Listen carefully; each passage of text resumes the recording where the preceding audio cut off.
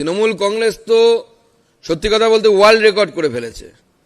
একটা regional party, আঞ্চলিক দল, যারা বেশ কিছুদিন আগে রাষ্ট্রীয় দলের মর্যাদা হারিয়েছে, তারা এমন কর্মী তৈরি করতে সমর্থ হয়েছে যে যারা ইন্টারন্যাশনাল কর্মী, আন্তর্জাতিক কর্মী, যারা পশ্চিমবঙ্গ তৃণমূল কংগ্রেস করে, আবার বাংলাদেশে গিয়ে শেখ হাসিনার বিরুদ্ধে আন্দোলন করে, ছাত্র আন্দোলনে তার নেতৃত্ব দেয়।